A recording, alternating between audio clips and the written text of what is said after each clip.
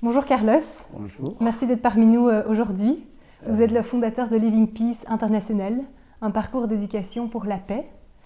Alors vous avez fait quelque chose d'assez original, simple et sympa. Vous avez remplacé les 6 faces d'un dé. On est bien entouré ici avec plein d'objets.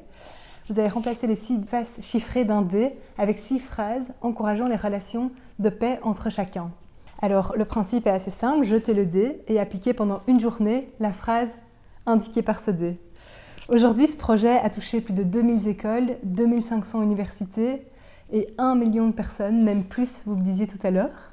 Alors, dans quel contexte vous avez eu cette idée, cette envie de créer ce dé de parcours d'éducation à la paix? Mais disons que mes 30 ans de vie, d'expérience au Moyen-Orient. Moi, j'étais 12 ans en Palestine, Israël, 2 ans au Liban, 2 ans en Turquie, 2 ans en Irak et 12 en Égypte. J'étais choqué de voir toutes ces divisions à Jérusalem, la Jérusalem juive, la Jérusalem arabe, la partie arménien, chrétien, musulman. Et moi, je faisais des petits cours dans une école, j'enseignais dans une école arabe. On est dans quelle année à ce moment-là? C'était l'année 85. Ok. Alors c'était le début de l'intifada, la révolution palestinienne. Alors moi, les premiers jours de l'école, moi j'étais vraiment choqué parce que c'était les premiers jours. Alors il y a un enfant qui lève sa main et me dit « Monsieur Carlos, je peux vous poser une question ?» Il me dit « Oui, qu'est-ce que c'est la paix ?» Moi je dis « Mais qu'est-ce que tu veux savoir ?» Il m'a dit « Mais qu'est-ce qu'on peut faire un jour quand on n'a pas la guerre ?»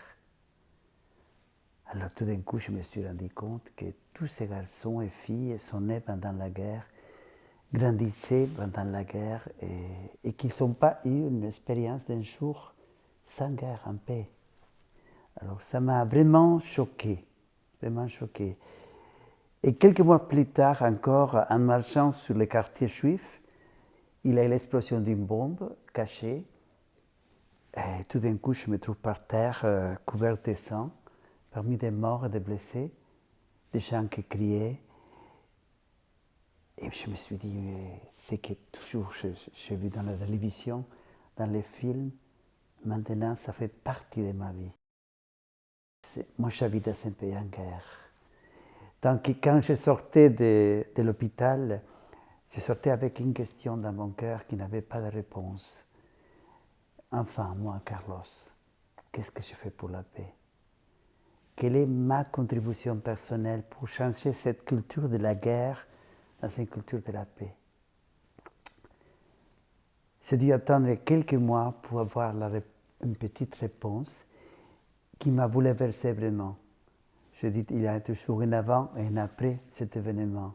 J'ai marché dans les quartiers arabes et tout d'un coup, un groupe de jeunes palestiniens ont commencé à me jeter des pierres parce qu'ils pensaient que moi j'étais juif.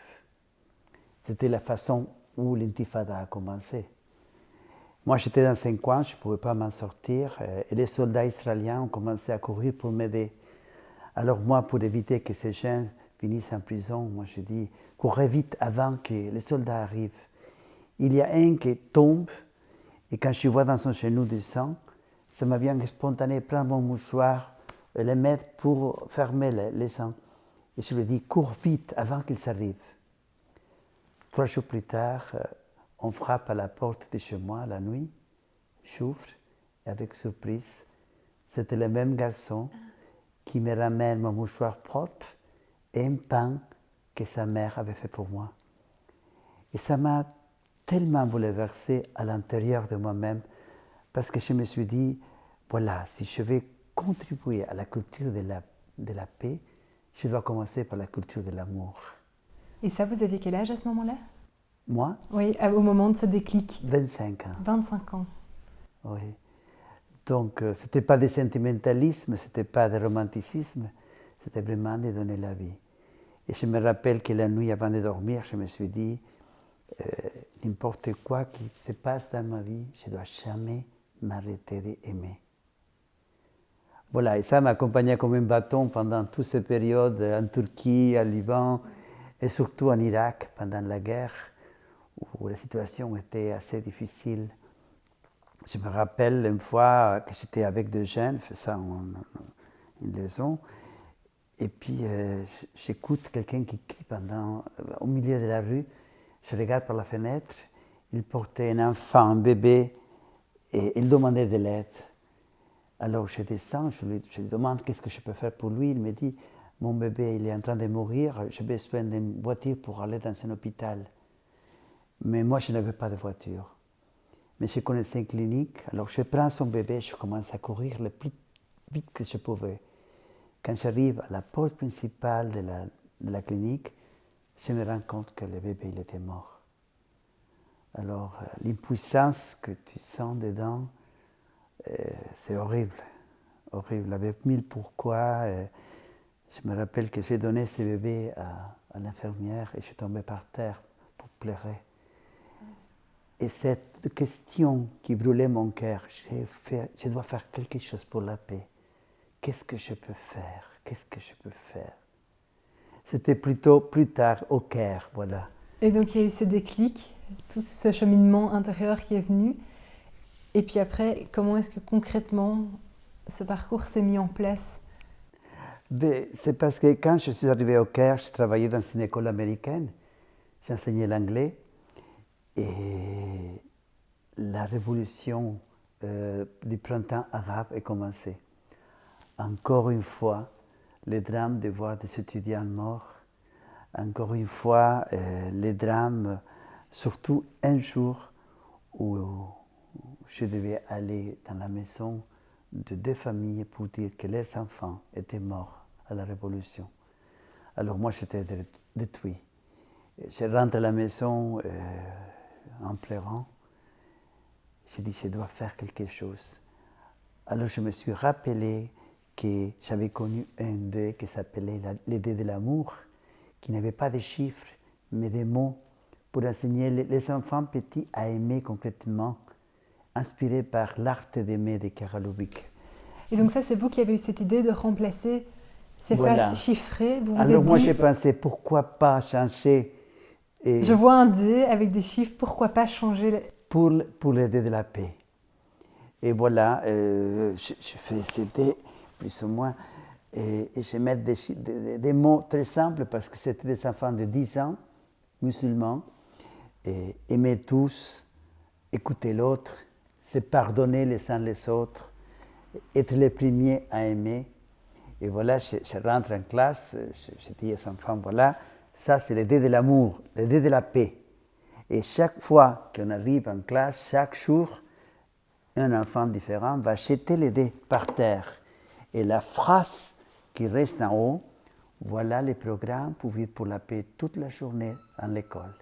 Et 15 minutes avant de partir, on arrête la leçon, on partage. Est-ce qu'on se rappelait de cette phrase?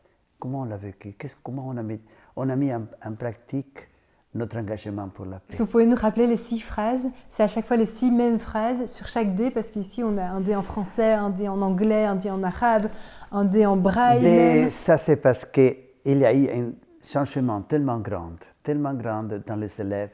Moi je dis c'est comme si on est au milieu des desserts, à 50 degrés, et quelqu'un t'offre un verre d'eau fraîche. Les enfants ont pris ça d'une façon, parce que le contexte était dur. Le chaos. Le chaos, ouais. Alors, pouvoir avoir un instrument de paix, j'avais proposé aussi le time out for peace, 1 minute de silence pour la paix, à midi. Aussi pour faire comme repenser à quel point je suis avec cet engagement de vivre cette phrase. Et qu'est-ce que vous avez remarqué? Qu'est-ce qui s'est passé une fois que vous avez instauré ces time-out, donc 1 minute de paix à midi et ce lancement de dés, on applique? Qu'est-ce qui s'est passé?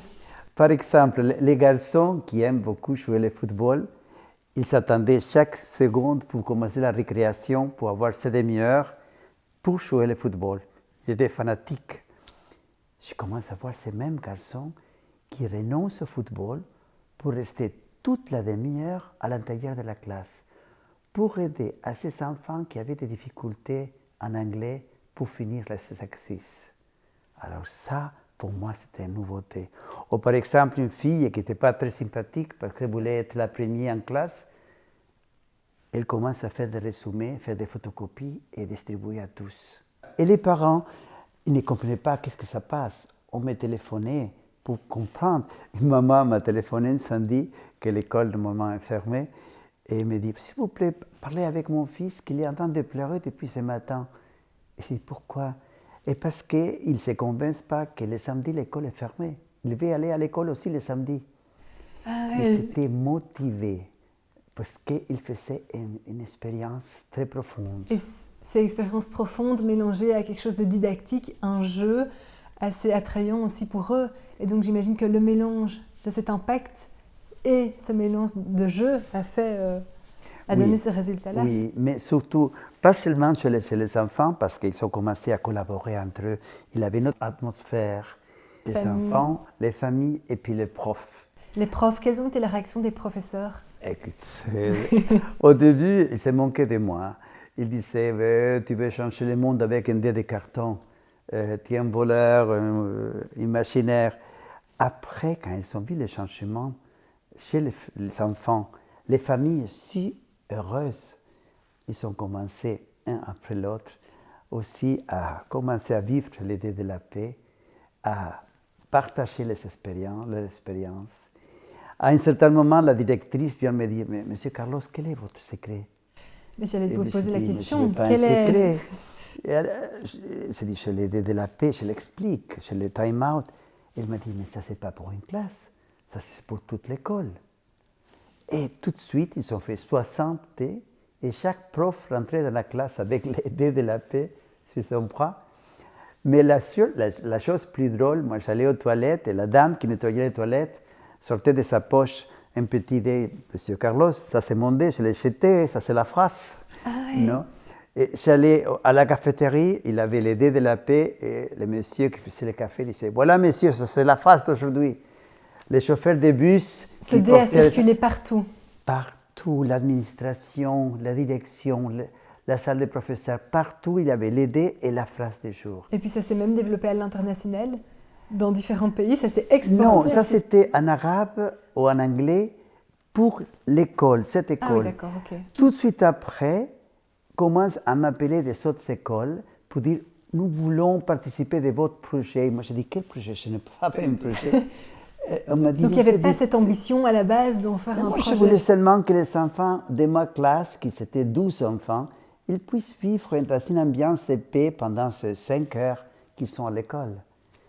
Mais tout de suite, 25 écoles, riches et pauvres, privées et publiques, font partie de ces projets que j'appelais Living Peace, vivre la paix. Parce que moi, je disais, la paix, ce n'est pas quelque chose qu'on fait, c'est quelque chose qu'on vit. Et ça commence ici, dans le cœur, quand on aime. Je me rappelle quand on avait 25 écoles au Caire qui vivaient l'idée de la paix, et on se retrouvait chaque mois pour partager les expériences. C'était incroyable. Mais un jour, les jeunes de 15 ans sont venus me dire, Monsieur Carlos, nous avons une idée folle qu'on veut le faire. C'est quoi? Nous voulons écrire une lettre à tous les présidents du monde. C'est pourquoi faire? Mais on veut dire qu'au milieu de la révolution, nous vivons pour la paix, nous savons l'idée de la paix, nous savons le time-out. Alors moi, je voyais qu'il était convaincu parce que c'est une expérience qu'il était en train de vivre. Alors je dis, allez-y. Ils ont écrit une lettre. On a envoyé plus de 100 emails. Et après 10 jours, la première réponse, le président Obama des États-Unis et sa femme, une lettre personnelle à moi et les enfants. Et à la fin, le président Obama avait écrit décemment que rien et personne ne vous arrête. Vous avez commencé un chemin d'éducation à la paix. Wow. Et tout de suite après, le roi de l'Espagne, une lettre, la présidente d'Irlande, la première ministre de Luxembourg, le Nobel Prize de l'Inde. Et moi, je me suis dit, mais qu'est-ce que ça passe ici? Qu'un dé de carton fait tout ce bruit. Et qu'est-ce qui était écrit dans cette lettre? Quel était le mot magique pour susciter l'intérêt? Mais c'était une lettre magnifique. Parce qu'on voyait des enfants, des adolescents heureux parce qu'ils ont trouvé la clé d'avoir la paix dans les cœurs et donner cette paix autour d'eux. Voilà. Et voilà, c'est comme ça que tout d'un coup, je me rends compte que CD commence à être dans l'école supérieure, que rentre dans les universités, dans les hôpitaux, dans les prisons, où les prisonniers ont demandé une spéciale permission pour avoir dans la cellule les dés de la paix. Et puis dans des résidences de personnes âgées, organisations, associations, les scouts, la Rotary, un peu partout. Je dis, mais qu'est-ce que ça passe? Et la chose qui m'a plus touché, c'est quand les jeunes de l'Argentine ont voulu faire les dés en braille, pour les aveugles. Et cherchaient partout en Google où est-ce qu'il y avait des aveugles, parce qu'ils disaient tout le monde doit être impliqué. Ça doit être inclusif pour tout le monde. Voilà, c'est magnifique. Et pour te dire, CD, par exemple, arrive en Philadelphie, en États-Unis, dans un hôpital psychiatrique, et il crée CD thérapeutique de la paix, avec 8 modèles contre l'agression familiale, un dé de la paix, contre la dépression, un dé de la paix. À quelle problématique cette invitation à la paix répond aujourd'hui dans notre société, selon vous? J'aime me rappeler d'un proverbe chinois qui me dit beaucoup en ce moment, que sûrement tout le monde connaît, je crois. En français, plus ou moins, on dit « ça fait plus de bruit un arbre qui tombe qu'une forêt qui grandisse ». Un arbre qui tombe fait plus de bruit qu'une forêt, la forêt qui pousse. Voilà. Ouais, tout à fait. Ouais. Alors, on est toujours devant cet arbre qui tombe, qui existe, que ce sont les injustices, les guerres, les catastrophes, les tremblements de terre. Et c'est vrai. Et c'est la seule chose que les médias nous montrent. Mais il y a une forêt qui pousse, qui sont nous tous, que c'est beaucoup plus grand, beaucoup plus grand. Je voyage partout dans le monde et je vois, nous sommes toutes petites choses et 82 organisations internationales travaillent avec nous et nous sommes déjà plus d'1 million. Mais nous, on ne fait pas la nouvelle. Ouais. On n'est pas une nouvelle. Donc on n'a pas une voix. Et là, vous parlez des médias qui, c'est vrai, parlent plus des arbres qui tombent. Ici, on est dans un média orienté plutôt solutions. On interviewe des personnes à l'initiative, justement, de projets qui répondent aux problématiques actuelles. Est-ce que, selon vous, cet angle est essentiel dans le journalisme? Est-ce que ça vous parle? Ça me parle beaucoup. Moi, je crois qu'il faut de toutes les façons de donner voix à cette forêt qui grandit, non? De donner de l'espoir, parce que les gens ont perdu l'espoir.